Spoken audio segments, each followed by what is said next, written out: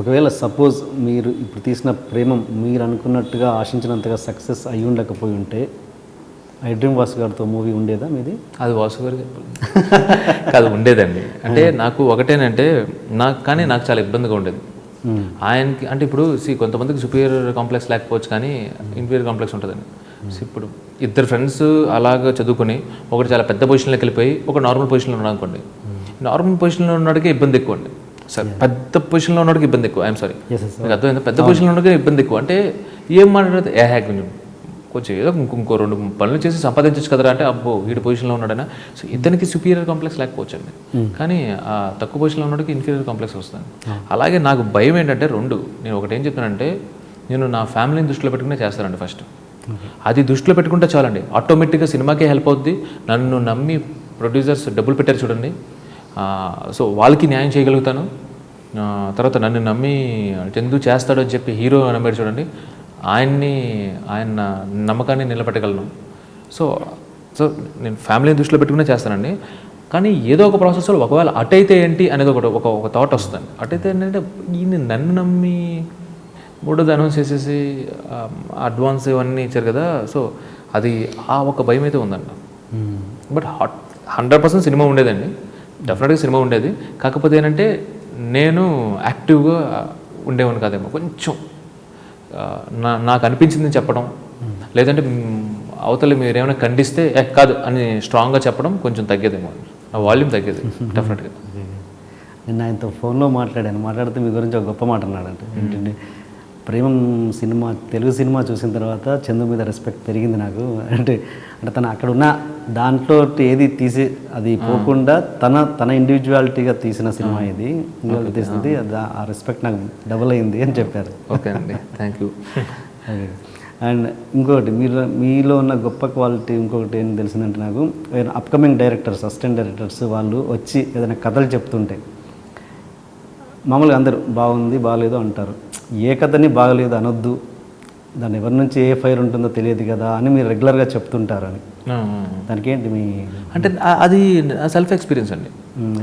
ఇక్కడ 2 అండి, self experience ఒకటి, అవతల వాళ్ళు. ఇప్పుడు సుకుమార్ గారు ఇంటర్వ్యూ చేశారు మీరు, సో ఆయన అసిస్టెంట్ డైరెక్టర్గా వచ్చి ఒక్కొక్కరి దగ్గర ట్రై చేసినప్పుడు ఎలా ఫీల్ అయ్యారు, ఆ తర్వాత దాని నుంచి ఆయన ఎలా నేర్చుకున్నారు ఉంటుందండి. ఓకే, అలాగా 1-2 ఇంటర్వ్యూస్ ఉంటాయండి. వినాయక్ గారి ఇంటర్వ్యూ కూడా చూశానండి, రాజమౌళి గారి ఇంటర్వ్యూ కూడా చూశానండి, ఆయన ఎలా స్ట్రగుల్ అయ్యారు. సో చాలా క్లోజ్గా ఫాలో అవుతాం కదండి. నేను రాజమౌళి గారి ఇంటర్వ్యూస్ చూసేటప్పుడు కూడా కొన్ని క్లోజ్గా, అంటే హౌ టు డీల్, అంటే మనుషులతో ఎలా డీల్ చేయాలి, మోడెస్టీ ఎలా ఉండాలి, ఆ సక్సెస్ని చాలా టఫ్ అండి మెయింటైన్ చేయడం కాదండి, అది అసలు అంటే టఫెస్ట్ పార్ట్ బట. సో ఆయన మాట్లాడే విధానం నాకు ఇంటర్వ్యూస్లో కానీ ఆయనతో ఎవరైతే క్లోజ్గా ఉన్నారో వాళ్ళు నాకు చెప్తారు కదండి. సో నేనేంటంటే I try to be like them.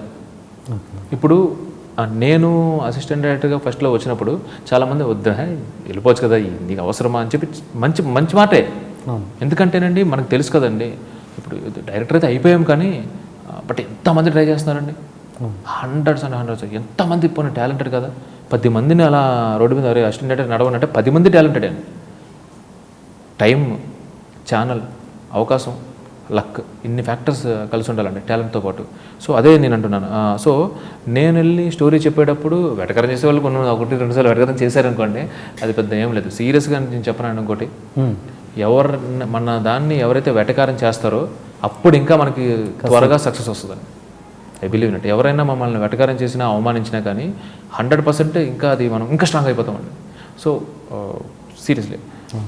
And నేను కొంచెం ఎగ్జైటింగ్గా చెప్పేటప్పుడు అన్ఇంట్రెస్టెడ్గా వినేవారండి కొంతమంది. అప్పుడు నాకు ఆ ఇబ్బంది తెలుసు. అరే బాబు వింటే కదా, ఫస్ట్ క్లియర్గా వింటే కదా ఇది బాగుందో బాగోలేదో చెప్పాలని. చెప్పేవారు కొంతమంది, ఫుల్గా పడుకునేవాళ్ళు అని చెప్పి నిద్రపోయి సలహాలు ఇచ్చేవారండి.